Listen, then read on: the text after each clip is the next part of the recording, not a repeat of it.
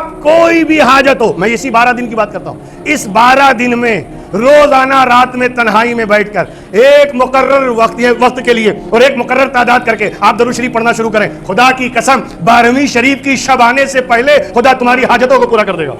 یہ بزرگان دین کا عمل ہے، بات سمجھ میں؟ یہ اللہ کی سنت ہے۔ اسی لیے بزرگوں نے کہا کہ جب دعا مانگنا ہو پہلے درود پڑھ لو، لاسٹ میں درود پڑھ لو، اس لیے کہ اللہ کی سنت ہے کہ قبول کرے گا تو سب اور ریجیکٹ کرے گا تو سب۔ ہو سکتا ہے اکیلے دعا مانگو تمہاری دعا ریجیکٹ ہو جائے، لیکن جب درود پڑھ کے مانگو گے اور اللہ درود قبول کرے گا تو اس کے صدقے میں دعاؤں کو بھی قبول کر لے گا۔ یہ ہے راز پہلے اور بعد میں درود پڑھنے کا۔ لیکن ایک سوال تو کروں گا میں، نماز میں کون سا درود پڑھتے ہیں؟ درود ابراہیم ہے۔ یہ کیا ہے؟ ارے 1,24,000 انبیاء آئے نا، کسی نبی کا نام آپ نے درود میں شامل نہیں کیا۔ اللہم صلی علی محمد وآل محمد کما صلیت علی ابراہیم وعلی آل ابراہیم، یہ حضرت ابراہیم کے نام ہی کو کیوں شامل کر رہے ہیں درود میں؟ ذات سے اتنا ہی اللہ کی صفتیں رسول کی صفت سے بلند ہے، جتنی ذات بلند ہے اللہ کی اتنا ہی رسول کی صفتوں سے اللہ کی صفتیں بلند ہیں۔ رسول کی ذات سے اللہ کی جتنی صفتیں بلند ہیں اتنا ہی رسول کی سنت سے خدا کی سنت بلند ہے، رسول کی سنت سے اتنا ہی خدا کی سنت بلند ہے۔ اب یہ سمجھ لو، عبادت کرنا سنت مصطفیٰ ہے اور درود بھیجنا سنت خدا ہے۔ اسی لیے کوئی نماز ادا نہیں ہو سکتی جب تک نبی پہ درود و سلام نہ بھیجا جائے، جب تک نبی کا ذکر نہ کیا جائے، ان کی سنت پر عمل نہ کیا جائے، نہ روزہ مکمل ہو سکتا ہے۔ ارے صبح سحری کر لیا، سحری کا وقت بتایا کس نے؟ سنت۔ کبھی کبھی سحری سورج نکلنے کے بعد بھی کر لیا کرو، یا روزہ عصر کے وقت ہی کھول لیا کرو۔ کہا نہیں، کیوں؟ اس لیے کہ سنت کے خلاف ہے، سنت کے خلاف ہے، تو سنت کے خلاف کرو گے عبادت نامکمل ہو جائے گی، اس لیے کہ نبی کی سنت ہے۔ مگر نبی کی ذات سے خدا کی ذات کتنا بلند، نبی کی صفتوں سے خدا کی صفت اتنی بلند، اور اسی طرح نبی کی سنتوں سے خدا کی سنتیں بلند۔ اب سمجھ میں آیا کہ درود کا مرتبہ کیا ہے، درود کا مقام کیا ہے، درود کا مرتبہ اور مقام کیا ہے؟ دوستو سچی بات یہ ہے کہ اللہ تبارک و تعالیٰ کا بے پناہ فضل و کرم ہے کہ اس نے اپنے نبی پر درود و سلام کا حکم دے کر اور ہمیں اس کام کی دعوت دے کر ہماری بخشش کا ذریعہ بنا دیا ہے، ہماری نجات کا ذریعہ بن گیا ہے۔ آپ کوئی بھی حاجت ہو، میں اسی 12 دن کی بات کرتا ہوں، اس 12 دن میں روزانہ رات میں تنہائی میں بیٹھ کر ایک مقرر وقت کے لیے اور ایک مقرر تعداد کر کے آپ درود شریف پڑھنا شروع کریں، خدا کی قسم 12ویں شریف کی شب آنے سے پہلے خدا تمہاری حاجتوں کو پورا کر دے گا۔ یہ بزرگان دین کا عمل ہے، انہوں نے عمل بتایا ہے کہ جو 12 دن اپنی حاجت کو سامنے رکھتے ہوئے روزانہ رات میں بیٹھ کر اور یہ تصور کر کے کہ میں بارگاہ رسالت میں ہوں، سرکار کی بارگاہ میں بیٹھا ہوں اور درود و سلام بھیجے، 12ویں شب آنے سے پہلے اس کی حاجت مکمل ہو جائے گی، پوری کر دے گا۔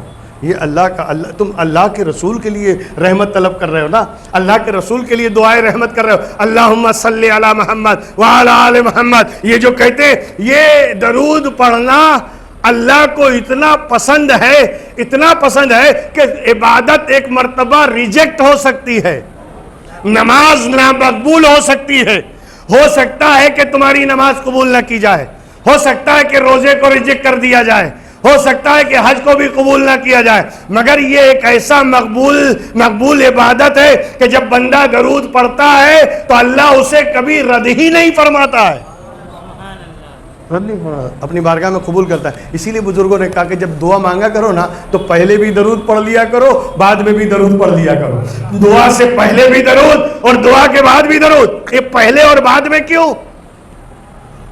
ایک مسئلہ بتاؤں شریعت کا، پہلے اس مسئلے کو سن لیجئے۔ شریعت کا مسئلہ ہے، ہم جب کوئی چیز خریدنے جاتے ہیں نا کسی بھی دکان پہ تو ہم چن چن کے اٹھاتے ہیں، اس کو رکھ دیا وہ اٹھایا، اس کو ایسا کرنا جائز ہے؟ اس لیے کہ اچھا اچھا تم لے لو گے تو خراب کون لے گا؟ جب اچھے ہی اچھے آپ چن لیں گے تو یہ جو تھوڑا داغی ہے یا خراب ہے وہ کون لے گا؟ طریقہ وہ نہیں ہے. شریعت کیا کہتی ہے؟ لینا ہے اس سے بولو 1 کلو دے دو، اب وہ جو چاہے دے دے. اب اگر اس میں کوئی خراب نکلے یا زیادہ خراب ہو آپ واپس کرو تو سب واپس کرو. ایسا نہیں چلے گا اچھا اچھا نکال لیا خراب خراب واپس کر دیا، یہ جائز نہیں ہے. لینا ہے تو سب لو اور پلٹانا ہے تو سب واپس کرو. یہی اللہ کا قانون ہے اور یہی شریعت کا مسئلہ ہے. لیکن ہماری عادت ہے ہم اچھا اچھا چھانٹ لیتے ہیں. وہ چھانٹنے کی اجازت نہیں دیتا، نہ حدیث دیتی ہے، نہ قرآن دیتا ہے، نہ شریعت دیتی ہے. آپ گئے آپ بولیے مجھے یہ 1 کلو چاہیے، اس نے اٹھا کے دے دیا، وہ آپ لے لیجئے. اب اگر اس میں خراب نکلے اور آپ واپس کرنے جائیں تو سب واپس کرو. اچھا لے لو خراب واپس کرو، یہ نہیں چلے گا. لینا ہے تو سب لو، دینا ہے تو سب دو. یہ سنت خدا بھی ہے. اللہ جب قبول کرتا ہے تو سب قبول کر لیتا ہے، اور اگر ریجیکٹ کرتا ہے تو سب ریجیکٹ کر دیتا ہے. بھائی آپ گھر میں نماز پڑھ سکتے ہیں کہ نہیں؟ بولو پڑھتے ہیں، پڑھ سکتے ہیں. مسجد میں جماعت کے ساتھ کیوں؟ ثواب بڑھا دیا، ثواب 27 گنا دے دیا، اور اس لیے کہا جماعت سے نماز پڑھو. کیوں؟ وجہ یہ ایک کی بھی قبول ہو گئی اس کے صدقے میں سب کی قبول ہو جائے گی. جماعت سے نماز پڑھنے کی فضیلت یہ ہے کہ اس مجمع میں اگر ایک کی بھی اللہ نے قبول کیا تو اللہ کی سنت قدیمہ ہے، قبول کرتا ہے تو سب لے لیتا ہے، ریجیکٹ کرتا ہے تو سب کی کر دیتا ہے. تو اگر ایک بندے کی بھی قبول ہو گئی تو سب کی نمازیں قبول ہو جائیں گی. اسی لیے جماعت کا حکم ہے. حج میں بھی یہی ہے. اگر تم گئے، اگرچہ تمہیں ارکان بھی نہیں آتے، اگرچہ تمہیں دعائیں بھی نہیں یاد ہیں، اگرچہ تم غلطیاں بھی کر رہے ہو، لیکن اس مجمع میں اگر کسی ایک کا بھی حج قبول ہو گیا تو اس کے صدقے میں اللہ سب کے حج کو قبول کر لیتا ہے. بات سمجھ میں؟ یہ اللہ کی سنت ہے. اسی لیے بزرگوں نے کہا کہ جب دعا مانگنا ہو پہلے درود پڑھ لو، لاسٹ میں درود پڑھ لو. اس لیے کہ اللہ کی سنت ہے کہ قبول کرے گا تو سب اور ریجیکٹ کرے گا تو سب. ہو سکتا ہے اکیلے دعا مانگو تمہاری دعا ریجیکٹ ہو جائے، لیکن جب درود پڑھ کے مانگو گے اور اللہ درود قبول کرے گا تو اس کے صدقے میں دعاؤں کو بھی قبول کر لے گا. یہ ہے راز پہلے اور بعد میں درود پڑھنے کا. اتنی مقبول، خدا کی بارگاہ میں ایکسپٹڈ.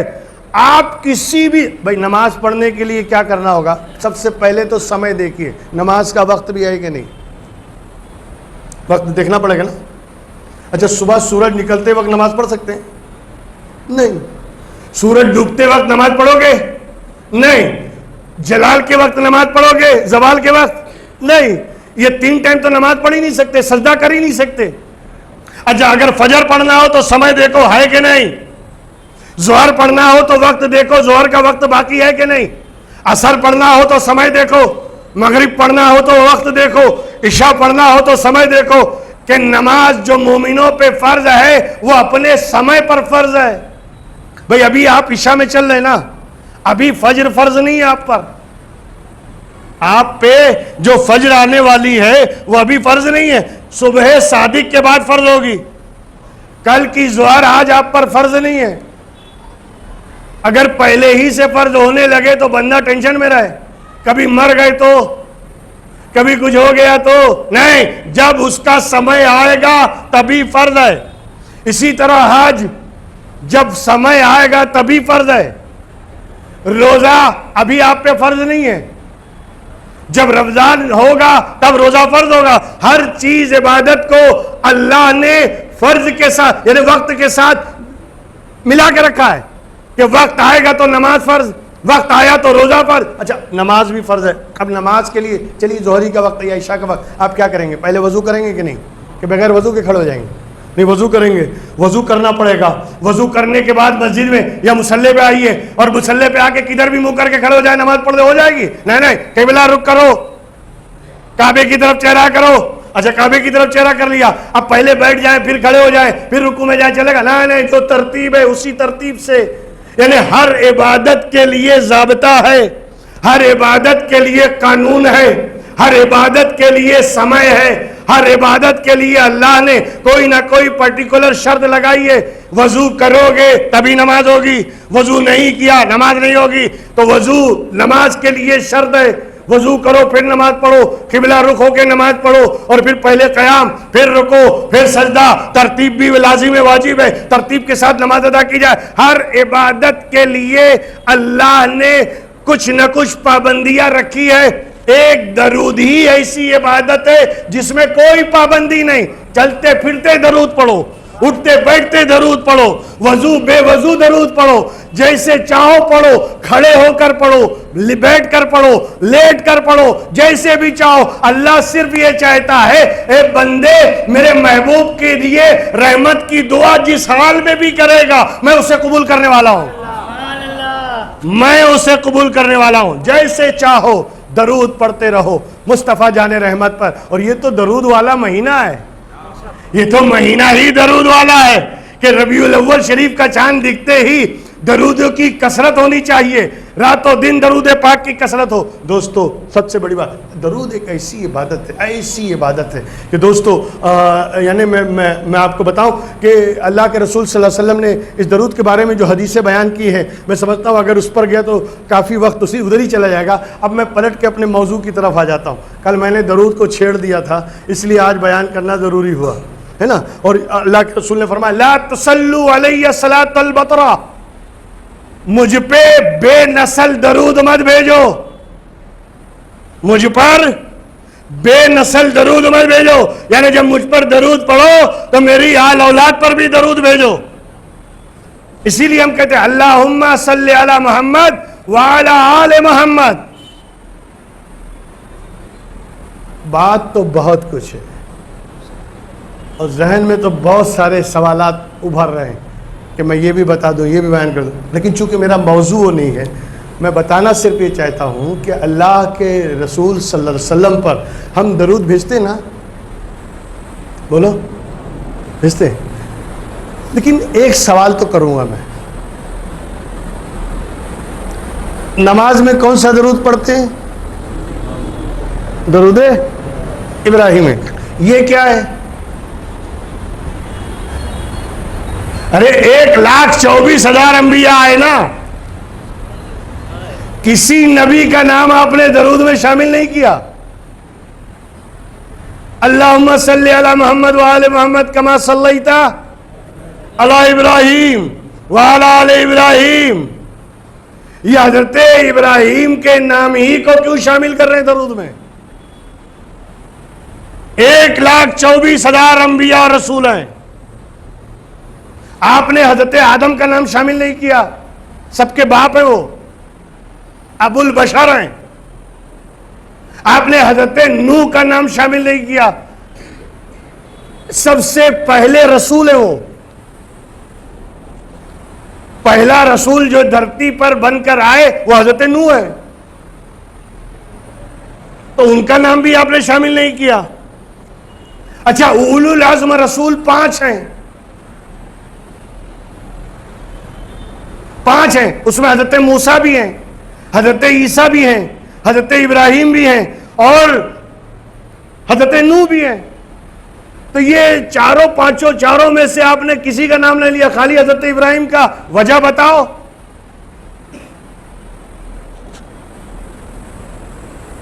سبب کیا ہے؟ بعض مفسرین نے بہت ساری باتیں لکھی، لیکن ایک بات مجھے بہت پسند آئی کہ حضرت ابراہیم کا نام شامل کرنے کے پیچھے 2 وجہ ہے. ایک وجہ تو یہ ہے کہ رسول اور انبیاء تو بہت سارے آئے، لیکن اپنی نسل میں اگر رسول کے پیدا ہونے کی دعا کسی نے مانگی ہے تو وہ حضرت ابراہیم ہے. اس رسول کی ولادت کے صدقے میں اور ان کی دعا مانگنے کی وجہ سے اللہ تبارک و تعالیٰ نے یہ مرتبہ اور مقام دیا کہ درود میں حضرت ابراہیم کا نام. انہوں نے صرف رسول کی آنے کی اپنی نسل میں دعا مانگی. ہمیں نبی، رسول، خلیل، اللہ کے خلیل اگر اس نبی کا نام لے کے دعا مانگ لے اللہ یہ مرتبہ عطا کرے. اور اگر ایمان والا اس نبی کی آمد پر خوشی کا اظہار کرے، لنگر لٹائے یا چراغاں کرے تو کیا اللہ اس کا اجر عظیم نہیں عطا فرمانے والا ہے؟ خالی دعا مانگ لی مولا میری نسل میں بھیج دے، یہ مرتبہ ملا کہ درود میں ابراہیم. بات سمجھ میں آ رہی؟ اور ایک دوسری وجہ جو بزرگان جو مفسرین کرام نے بتائی اس میں یہ ہے کہ نبی اور رسول تو 1,24,000 انبیاء کرام آئے، لیکن امام صرف حضرت ابراہیم. حضرت ابراہیم کو نبی اور رسول کے مرتبے کے علاوہ ایک درجہ اور ملا، ایک منصب، ایک ڈپارٹمنٹ اور ملا. نبی اور رسول تو سبھی تھے، لیکن حضرت ابراہیم کی خصوصیت یہ تھی جس کا ذکر قرآن میں وَإِذِ ابْتَلَىٰ إِبْرَاهِيمَ رَبُّهُ بِكَلِمَاتٍ فَأَتَمَّهُنَّ قَالَ إِنِّي جَاعِلُكَ لِلنَّاسِ إِمَامًا. ہم نے ابراہیم کو مختلف طریقے سے آزمایا، کبھی آگ میں ڈال کر، کبھی بیٹے کو ذبح کرنے کا حکم دے کر، کبھی فرشتوں کو بھیج کر حضرت ابراہیم کی جائیداد کو حاصل کرنے کے لیے دعائے قنوت جو آپ پڑھتے ہیں، جو تراویح کے بیچ میں پڑھی جاتی ہے، سبحان ذی الملک والملکوت سبحان ذی العزت، یہ پڑھ دے نا، یہ دعا فرشتوں نے پڑھی تھی. اور اس کو سن کر حضرت ابراہیم نے کہا ارے تم نے میرے رب کی اتنی اچھی تسبیح بیان کی، فرشتے آئے تھے امتحان لینے کے لیے، تم نے میرے رب کی اتنی اچھی تسبیح بیان کی، پھر سے سناؤ. فرشتوں نے کہا ایک بار تو کچھ لیے بغیر سنا دیا، اب سننا ہے تو کچھ دو. کہا یہ میرے پاس جو بکریوں کا، اونٹوں کا جو اتنا بڑا ریوڑ ہے آدھا لے لو، ایک بار میرے یار کا نام تو سنا دو. پھر حضرت فرشتوں نے تسبیح پڑھی اور تسبیح سننے کے بعد سبحان ذی الملک والملکوت سبحان ذی العزت والعظمت والعظمت والہیبت والقدرت والکبریاء والجبروت. جب فرشتوں نے یہ سنایا حضرت ابراہیم کی طبیعت مست ہو گئی. کہا کیا پیارا میرے دوست کا تذکرہ کیا ہے، کتنے حسین انداز میں تم نے تسبیح و تحلیل کی، ایک بار اور سنا دو. کہا اب کیا دو گے؟ آدھا تو دے چکے ہو، اب کیا دو گے؟ کہا یہ جو آدھا بچا ہے یہ بھی لے لو، لیکن ایک بار اور سنا دو. پھر فرشتوں نے سنایا، حضرت ابراہیم وزد میں آ گئے، بالکل وزدانی کیفیت طاری ہو گئی. اور اس کے بعد کہا ایک بار اور سنا دو. کہا اے ابراہیم اب تو کچھ بچا ہی نہیں ہے، دے گے کیا؟ کہا ان اونٹوں اور ان بکریوں کے ریوڑ کے لیے کوئی چرواہا بھی تو چاہیے، مجھے لے چلو، لیکن ایک بار سنا دو. وَإِذِ ابْتَلَىٰ إِبْرَاهِيمَ رَبُّهُ بِكَلِمَاتٍ. اللہ نے ابراہیم کو مختلف رنگ میں آزمایا اور ابراہیم نے اپ ٹو ڈیٹ بہترین طریقے سے اس امتحان میں کامیابی حاصل کی ہے. تو اللہ کہتا ہے قَالَ إِنِّي جَاعِلُكَ لِلنَّاسِ إِمَامًا.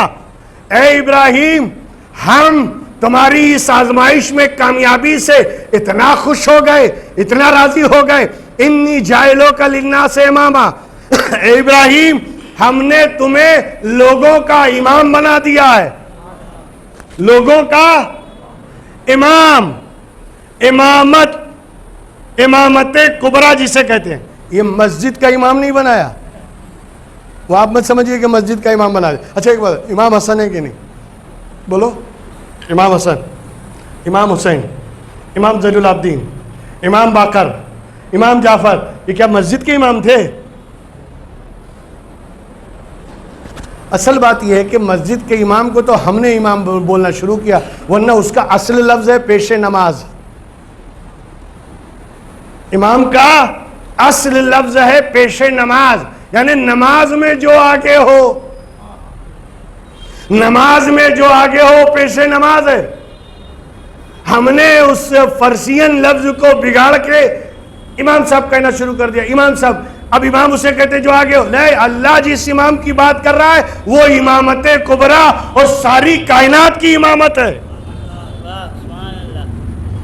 بات سمجھ آئے؟ تو پہلے امام بنے حضرت ابراہیم، تو چونکہ سارے نبیوں اور سارے رسولوں سے ہٹ کر اللہ نے ایک اور ایکسٹرا انہیں مرتبہ دیا ہے، اس لیے درود میں ان کا نام شامل کیا گیا۔ بات سمجھ آئے؟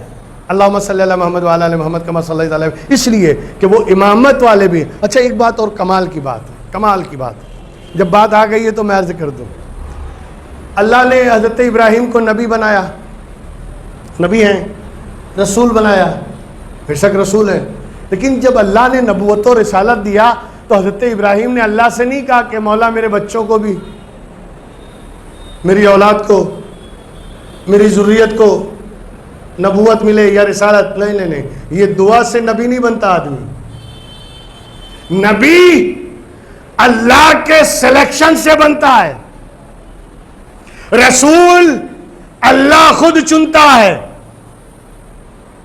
نبی اور رسول اللہ کی مرضی پہ ڈیپینڈ ہے، وہ جسے چاہے نبی بنائے، جسے چاہے، اور جسے بھی نبی اور رسول بنایا دنیا میں بھیج کے نہیں بنایا ہے، وہیں سے بھیجا ہے بنا کر۔ بات سمجھ میں؟ تو نبوت اور رسالت ایک ایسا مرتبہ تھا جس کے لیے تو دعا کی نہیں جا سکتی تھی کہ اللہ میری اولاد کو بھی دے دے، اللہ میری ذریت کو بھی دے دے، اللہ میری آنے والی نسلوں کو بھی دے دے۔ نہ نبوت دی جائے گی نہ رسالت، لیکن جب اللہ نے امامت انعام میں دیا، اللہ نے جب حضرت ابراہیم کو امامت دی کہ میں نے تمہیں پوری دنیا کا امام بنایا، تب حضرت ابراہیم نے کہا ومن ذریتی، اے اللہ یہ امامت میرے ہی تک رہے گی یا میری اولاد کو بھی ملے گی؟ یہ امامت مجھی تک ہے یا میری آنے والی نسلوں میں بھی ہوگی؟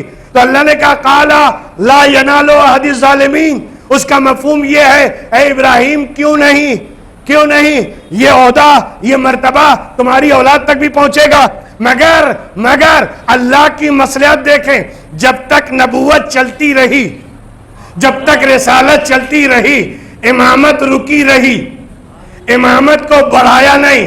حضرت ابراہیم امام بن گئے لیکن امامت وہیں تک رکی رہی، اور جب تک نبی آتے رہے، حضرت اسماعیل بھی نبی، ان کے بعد کئی نسلیں چلی، حضرت اسحاق وہ بھی نبی، ان کی نسلوں میں نہ جانے کتنے نبی آئے، حضرت عیسیٰ تک جتنے نبی آئے وہ صرف اور صرف حضرت اسحاق کی نسل میں آئے۔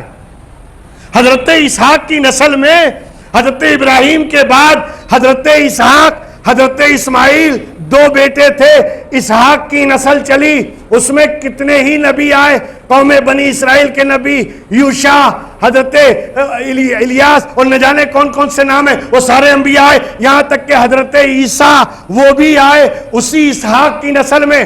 مگر حضرت اسماعیل کی نسل میں کوئی نبی نہیں آیا۔ اگر کوئی نبی حضرت اسماعیل کی نسل میں آئے تو وہ ہمارے اور آپ کے نبی آخر الزماں ہیں، جو کئی سو سال بعد نسل میں پیدا ہوئے اسماعیل کی۔ کیوں مولا اس نسل میں کوئی نبی کیوں نہیں؟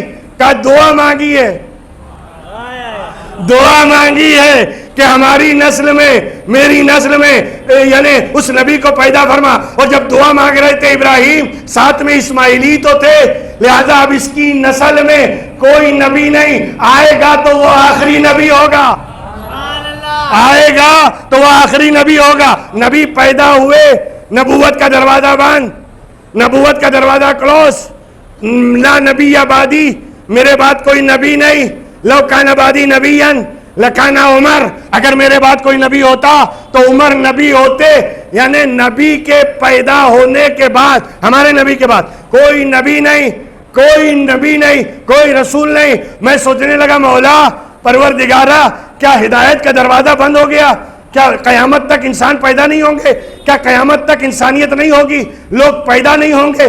قیامت تک آنے والے آئیں گے نہیں؟ کہا بالکل آئیں گے. تو پھر یہ نبوت کا دروازہ بند کر دیا. اب بعد والوں کو ہدایت کون کرے گا؟ انہیں یعنی سیدھا راستہ کون بتائے گا؟ انہیں صراط مستقیم کون بتائے گا؟ تو غیب سے جواب آیا، میں نے نبوت اور رسالت کا دروازہ بند کیا ہے، امامت اور ولایت کا دروازہ کھول دیا ہے.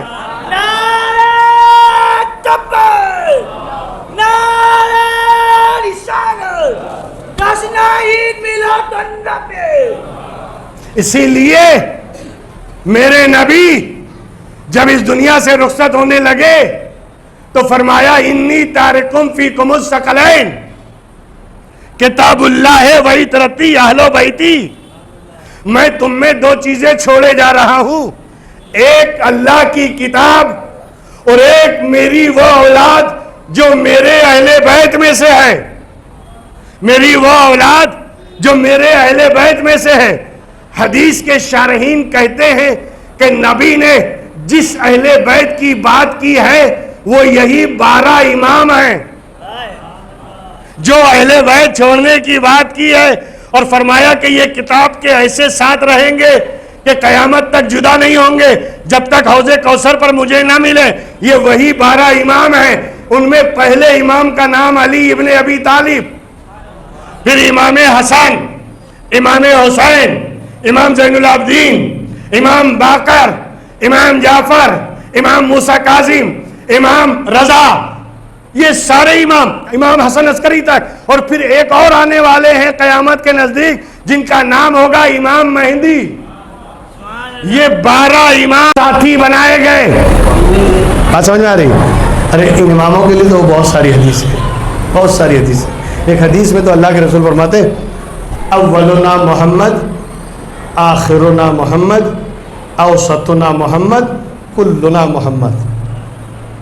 ہمارا پہلا بھی محمد ہے، ہمارا آخری بھی محمد ہے، ہمارا بیچ والا بھی محمد ہے، ہم سب محمد ہیں.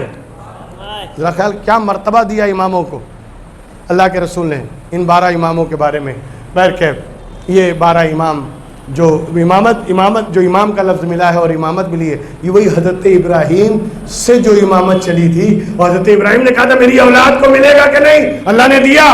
ان کی اولاد میں امامت عطا کی کہ نہیں؟ یہ ساری اولادیں حضرت ابراہیم کی اولاد ہیں اللہ کے رسول، اور انہی کی اولاد ہیں یہ، انہی کے اہل بیت میں سے. میں بتانا یہ چاہتا ہوں چونکہ ایک ایکسٹرا مرتبہ ملا تھا امامت کا، اس وجہ سے اللہ نے درود میں حضرت سیدنا ابراہیم کے نام کو شامل کیا. اور ہم پڑھتے ہیں اللہم صلی علی محمد وعلی آل محمد کما صلیت علی ابراہیم وعلی آل ابراہیم انک حمید مجید.